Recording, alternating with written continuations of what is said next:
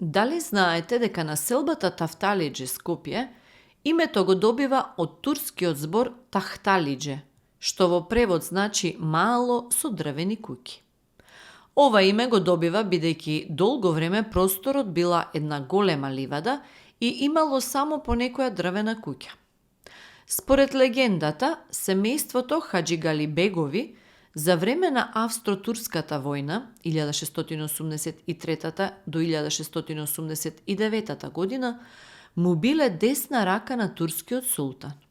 И затоа, во знак на благодарност, султанот им подарил голем имот во Скопје.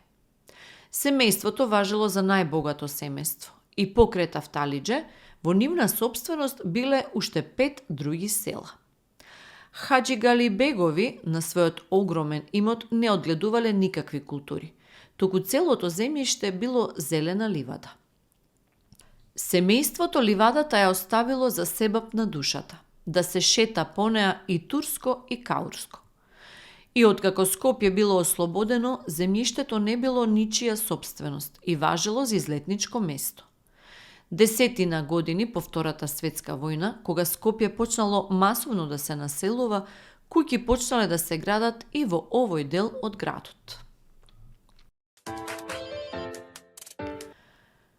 Дали знаете дека генерации и генерации скопјани кои го минуваат својот живот во близина на некогашната римска колонија многу малку, а некои и воопшто не знаат дека и таму, како и во денешните елитни населби, дел од населението живеело на висока нога. Откриените епиграфски споменици говорат и за присуство на аристократски семејства, меѓу кои имало и сенатори во Рим, а еден од нив бил и проконзул во провинцијата Македонија. Се знае дека 3 аристократски семејства имале голем имот и во околината на Скупи, а нивните припадници, кои живееле или пак биле на служба во градот, сакале и тука да ги уживаат сите благодети што тогаш им се нуделе во градовите од кои доаѓале – Солун, Рим или од други места.